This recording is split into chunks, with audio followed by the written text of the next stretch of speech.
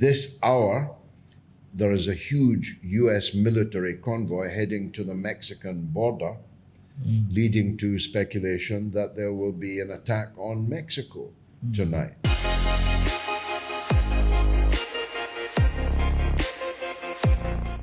Assalamu alaikum and a very good evening to all. This is the Institute of Advanced Islamic Studies, IAIS Malaysia. Today we are very fortunate to have with us a distinguished speaker from Britain, 7-time parliamentarian over the past 5 decades, who is also the host of the mother of all talk shows, none other than Mr. George Galloway. Thank you very much. Assalamu alaikum. Thank you for coming to our studios this Sharafna, evening. an honor. Thank you very much. Today, George, as you would notice, we are all in it. The world is in turmoil. And especially the Muslim world, even worse. So, the event that happened, the latest in the series of what we would say is the crumbling of the rules-based world order with the abduction of the Venezuelan president, Nicolas Maduro, just on the 3rd of this month. How do you look at the overall situation as it is progressing and developing, especially over the past few months, with of course, the genocide is still going on in Gaza at the moment. Some kind of funny thing which they call ceasefire, but I think you know better. Could you elaborate on these developments that are unfolding as we are talking, and what is the effect on the global population as a whole? Well, you've summed it up very aptly, but the important thing to do is, when events are moving as fast as they currently are, to try to rise above them and take a geopolitical view. If not, you might be terrified by the current circumstances. You might think that Caligula in Rome, by the name of Donald Trump, is carrying all before him, and that the system of empire, US empire, of which Zionism is an indispensable part, is undefeatable. And that's, I'm going to argue, definitely not true. In fact, very great deal of what Donald Trump says is not true. Equally, it would be a mistake to underestimate the seriousness of the geopolitical situation. Just in the last few months, and you're right to say, the imminent publication of the Epstein files, which revealed not just the debased, degenerate, horrific nature of the United States oligarchy, but the extent to which that is tied to the slavish obedience paid by the empire to the demands of a small part of the empire. I refer, of course, to the compromat, to the compromising material amassed over many decades by the Israeli spy Jeffrey Epstein, not just on Donald Trump, in fact, more on Donald Trump than everybody else, because he spent 25 or 30 years as a close associate and fellow degenerate of Jeffrey Epstein, but the whole of the American political class and media class. Don't forget that the New York Times, Washington Post, and all the other boosters of Epstein were boosting for a reason, that they were themselves compromised by him. So the imminence of the publication of the Epstein files proved a spark for a truly extraordinary few months. And just this day, I've just been watching on Bloomberg, the chairman of the Federal Reserve, the most senior financial figure in the United States, accused President Trump of attempting to the crime of extortion. The security apparatus that has governed at least half the world for all of my lifetime and a little bit more, NATO, is now completely broken apart, not crumbling, if I may say so, as you put it, but crashing. NATO is crashing.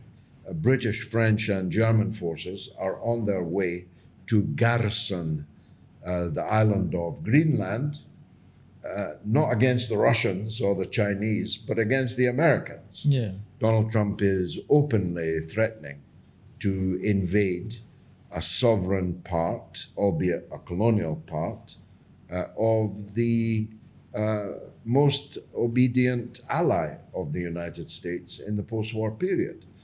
Denmark has done everything ever asked by NATO, by the United States. They even assisted in the invasion of Iraq and many other tasks they have carried out, and they offered to assist Donald Trump in the carrying out of the new colonization of Gaza, for example.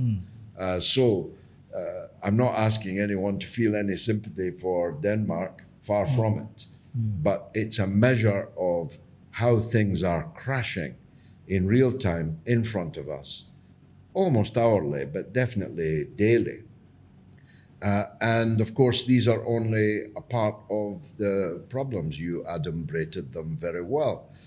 In addition to the swift invasion of Venezuela, they don't have the men on the ground to conquer Venezuela, which I remind you is 3 times the size of Vietnam.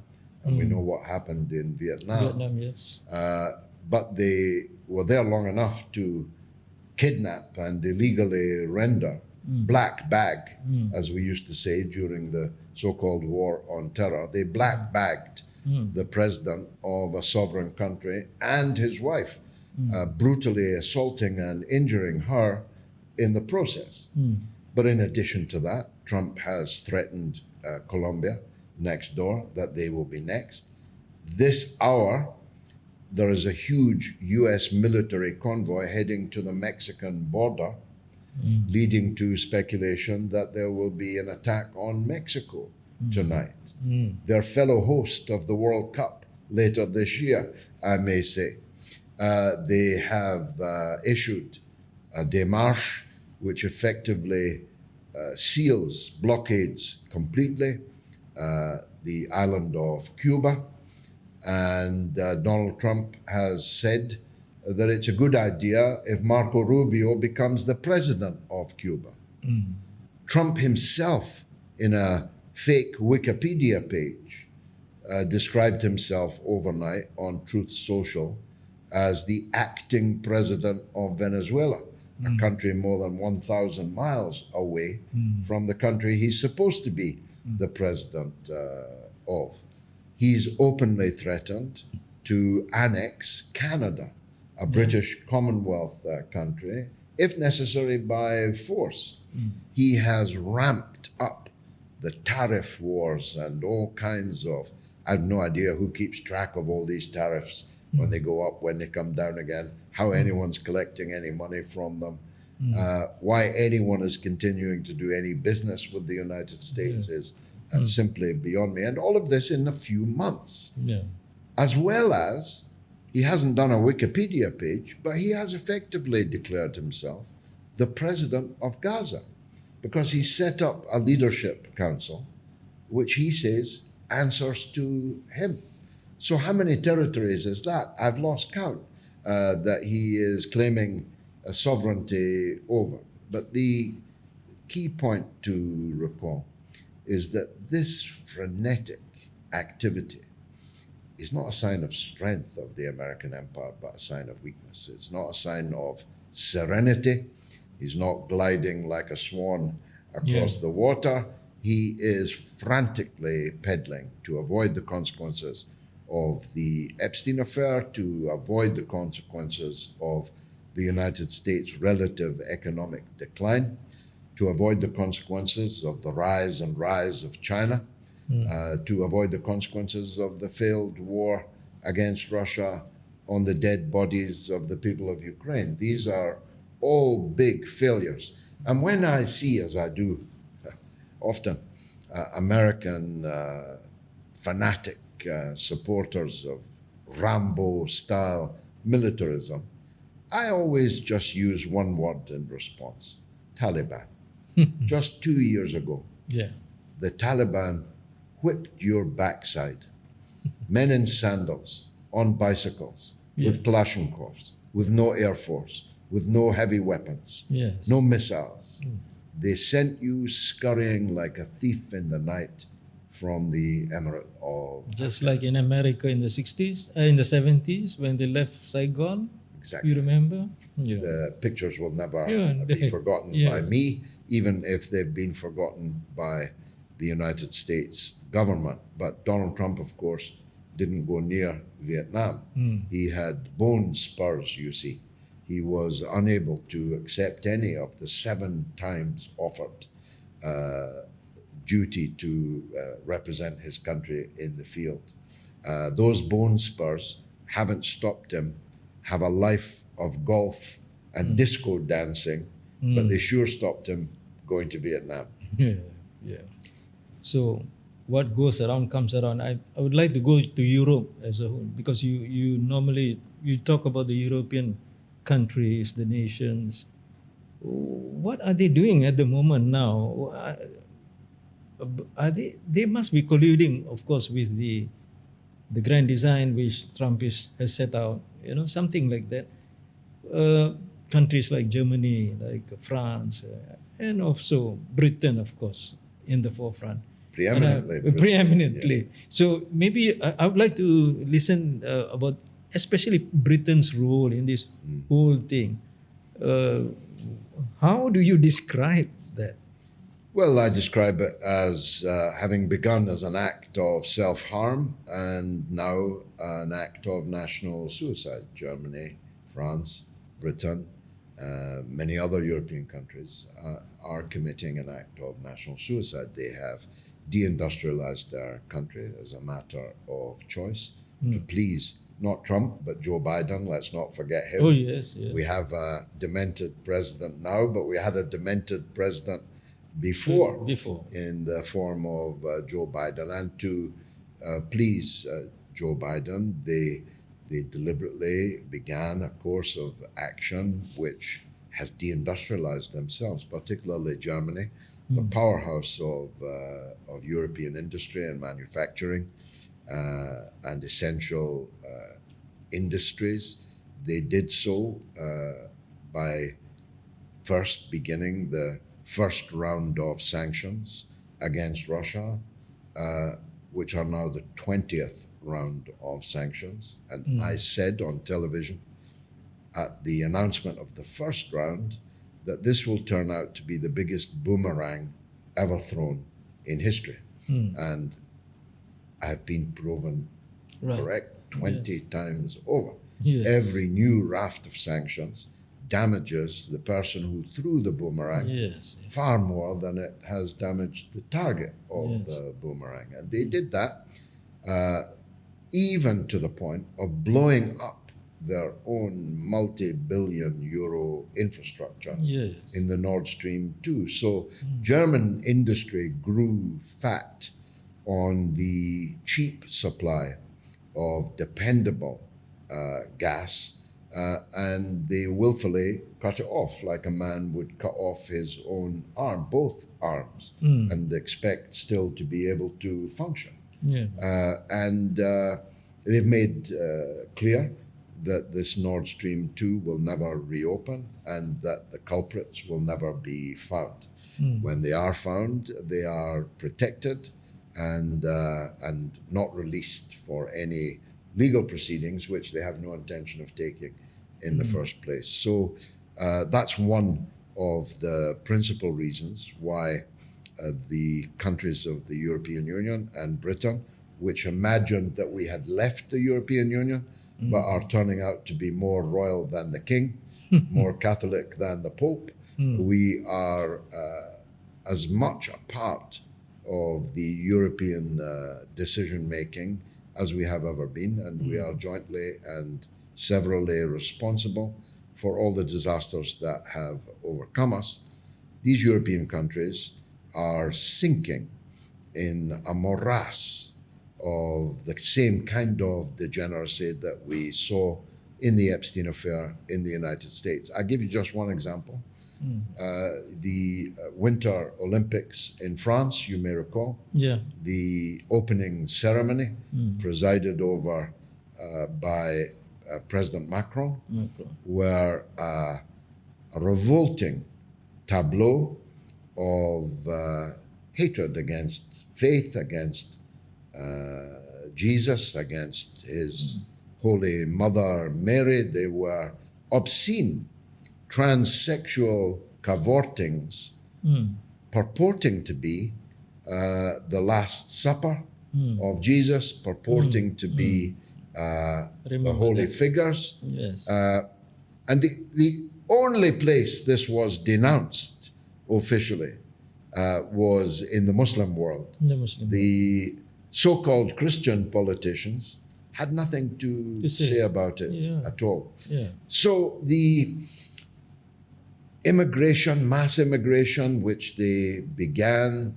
for reasons of selfish greed. Germany wanted cheap labor, so it accepted first 1 million, then 2 million unfortunate people who milling around the world as refugees, victims of war, of economic and cultural, social collapse in their own societies, were brought into Germany. And now, if I took you to the main railway station in Berlin, it would be 25 minutes before you met a German, because there are no Germans in the center of Berlin anymore. Germany is unrecognizable. Paris is unrecognizable. London is unrecognizable. So demographically, as well as economically, they have effectively committed suicide, and their populations hate their political leaders with a vengeance. If I tell you, I've no idea how popular your own government is, but I'm certain it's very much more popular than Keir Starmer, whose popularity is 11%. 11% approval rating, and Macron's is 12%. So between the two great war leaders, Starmer and Macron, they are scarcely into double figures in public opinion approval. Keir Starmer is the most hated prime minister that Britain has ever had, and we've had quite a lot of hated prime ministers. We've had Tony Blair, we've had Margaret Thatcher, but Starmer knocks everybody else into a cocked hat. He is hated, viscerally hated in the country, which is one of the reasons why he spends all of his time abroad, threatening other countries, plotting with other leaders to impose our scarcely existent armed forces. I had lunch today with the Deputy Defense Minister of Malaysia, and I was pointing out to him that all of these military maneuvers on a board are just on a board. We don't have more than 80,000 armed forces. That's Army, Navy, and Air Force. They would fit comfortably into a football stadium, and not even the top football stadium in England. And half of them are not combat soldiers. They're clerks and hairdressers and advisors on minority rights and all the other paraphernalia that passes for military in Western countries. So it's all smoke and mirrors. It's all look over there, don't look at how bad things are in our own country. So, from your explanation about the situation, and coming to, I think we should also look at the current situation in Palestine, of course, Gaza specifically. Uh, Despite all that, I mean, Europe, you in most of your talks, you talk about the role Europe plays, especially Britain, being in that position, still wanting to help the Zionists to achieve their aims in Palestine, Well, right from 1970. well, I was just about to say, Yes, yeah. we were the immediate cause of Yes. the Palestinian catastrophe. Actually, the year before, in the Sykes-Picot conspiracy, Yes, yes. Sykes and Picot fooled the Arabs into believing that if they joined the Allied war effort against the Axis powers, against Germany and Austria-Hungary and so on, that the future would be of a free and independent Arab world, that they could help to break the Ottoman Empire, and they would have freedom. But the French and the British made a secret treaty, only revealed by the Russian Revolution, opening the books in 1917, that showed that Britain and France had between them already carved up the Arab world and picked the potentates that they would put in power in those new territories. And then in 1917, Mr. Balfour, on behalf of one people, promised to a second people the land that belonged to a third people, Yes. without consulting any of the three people involved, by the way. Didn't consult the British as to whether they wished to embark down this bloody staircase, as Churchill once put it, in the Israel-Palestine issue. He certainly didn't consult the Jews, the vast majority of whom were anti-Zionist at that time. In 1917, 95% of Jews were non-Zionist or anti-Zionist. Most of them in Europe were supporters of something called the Bund, which was a vaguely leftist workers' movement, Yiddish-speaking people, because, of course, the vast majority of Jews were European people, and the vast majority of them were converts to Judaism only a few hundred years before. Yeah. I omitted to mention earlier that Donald Trump says landing a boat on a piece of land 500 years ago does not mean you own the land. He meant Denmark. But it would be equally applicable, of course, to the United States itself. How did the United States come to be except by landing a boat, even less than 500 years ago? Exactly. And how did Israel come to be, other than by European refugees landing a boat in Haifa under the tutelage of the British Empire and mandate power at that time? But Balfour didn't consult the British, he didn't consult the Jews, and he certainly, of course, didn't consult the Palestinians whose land it was. And bear in mind the arrogance of this. At the moment that he made that declaration, Britain did not even possess Palestine as an imperial holding. So he gave land which he didn't hold away. And we're facing the consequences ever since. The Nakba, which drove almost 1 million Palestinians from their homes and their lands and their country in many, many cases, entirely.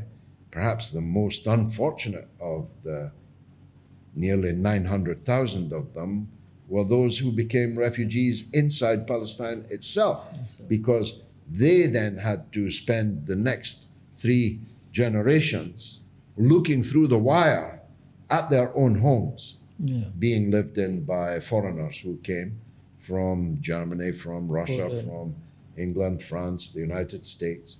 In fact, in Jenin, I have stood on the roof of the houses in the camp, and from the roof of those houses, one can see the houses of the people who are in the camp being lived in by foreigners, their gardens fructifying, their oranges being picked by foreigners, while they watch from the roof of a hovel in a refugee camp, and have done so ever since 1948.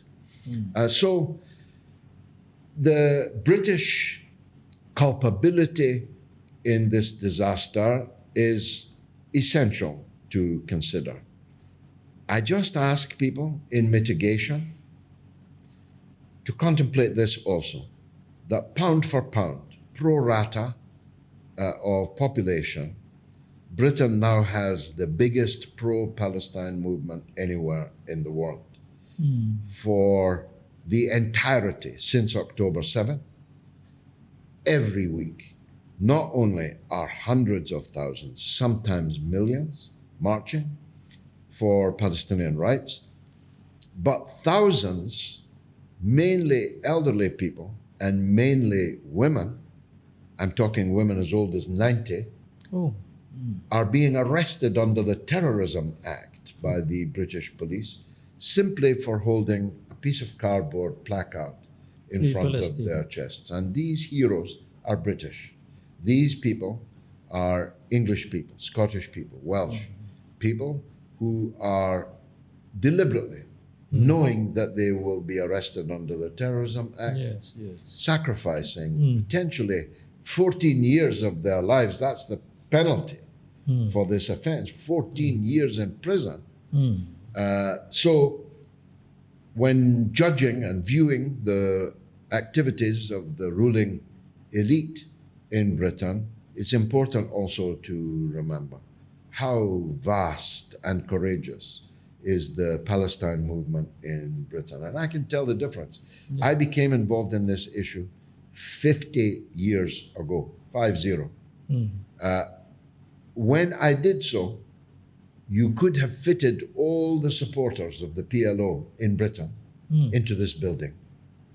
Now we are millions and millions. So moving to the Americans, the British caused the disaster, but the Americans are surely responsible mainly for its continuation. They pay the money, they provide the weapons, the most advanced weaponry, and they provide the diplomatic cover and protection at all levels, from the United Nations downwards, and they provide the propaganda narrative to protect and defend the crimes of Israel. Britain's still playing its perfidious role in Palestine. We were flying daily from Akrotiri in Cyprus. Our Air Force was being ordered by the government to fly daily surveillance flights plugged directly into the gunners of the Israel occupation forces, who would then rain down fire and death and destruction on the very people that the British airplanes were surveying with our advanced military technology. And Britain still supplies weapons to Israel. And the British Prime Minister has, of course, memorably stated, "I am, without qualification, a Zionist." Imagine. The only British Prime Minister ever to use those words. They would say they support Israel, they would say they defend Israel, but they would never use those words. Zionist, Keir Starmer said, "I am, without qualification, a Zionist." Now ponder what without qualification means. It means whatever you do, without qualification, I will believe in your ideology. Who does that? You don't even promise your wife without qualification. Because la samahallah, if your wife did something bad, she would no longer be your wife. But Starmer is prepared to, without qualification, pledge his eternal loyalty to the Zionist state. very interesting. What the point that you raised about this is something unique that's happening in the world. In the Muslim world, you see that uh, when you talk about Palestine, I mean there are feelings for the Palestinians, of course, but the outward display of emotion in the form of coming out to protest against the actions of the Israeli regime and things like that is not as profound as what you find in Britain, as you were just saying. Millions of people coming to the streets. Would this not signal something which is, I mean, the it's like a hypothesis or something like that, that Palestine will eventually will be freed by the awakening of non-Arab, non-Muslims, the other larger part of humanity who are coming, even in the American public Yes. as a whole, Yes. are coming to support something that you would never have seen it, No. say, about 10, 15 years ago. But after October 7, everything changed. So, based on this, what are your comments on this kind of a development that is happening? And maybe as a closing, remarks, what are your observations, or let's say, what do you predict for the Gaza situation in the near future? Well, the point you make is a very powerful one, and again, harking back to my own experience. 50 years ago, we had hardly any supporters in the West, but everybody in the Muslim world was highly motivated on the Palestine question. And now the reverse is true. Yes. The Western world, including, as you rightly point out, the United States itself. Look at what happened in New York. Yeah. I'm not a fan of the mayor of New York. He's rather too liberal for my liking. But he challenged the Israel lobby and all but one or two of the prominent politicians in the United States, and he defeated them. Yeah. He defeated them in the largest Jewish city outside of Israel. Yes. And even 20% of the Jews in New York voted for him. Yes. Yes. And he was very clear where he stood on the Palestine question, on the crimes of Israel and Netanyahu. And he still won a very handsome victory. So this indicates how things are moving even in the United States. But in the Western world as a whole, I don't want to hurt anybody's feelings, but Starbucks is more empty in London than it is in most parts of the Muslim world. Except Malaysia. Malaysia is a special case. It's closing. Special case. Yes. In so many ways. Yes. But I have been in 10 Muslim countries since October 7th, and Starbucks is busier, McDonald's is busier in those countries than it is in Western capitals, where they're rebranding their name, they're changing the name of the outlet and so on. Yeah. I give you a funny example. I was in a hotel at Heathrow not that long ago, and some Gulfi people recognized me and showered me with praise and love, and then they invited me to go with them for a McDonald's in the nearby McDonald's restaurant. Okay. I was speechless. Not only were they Arabs and Muslims, but they were supporters and admirers of me. And they invited me to go for a McDonald's. This really happened, a whole family. So there's no doubt that support, active support for Palestine is now far higher in the West amongst, of course, there are many Muslims in the movement in the West. Yes. But most of the people are not Muslim. Yes. Yes. The problems of the East are probably too complex and will take too long for the purposes of your show. Let's just say there is no Salahuddin on the horizon in the Muslim world. And until there is unity and leadership in the Muslim world, the degeneration of support for Palestine will almost certainly continue. Whether the West alone can liberate Palestine, I don't know. Only God knows. But I was underground, secret, an agent of the African National Congress in apartheid South Africa. I spent some years working underground for the ANC, then led by Nelson Mandela.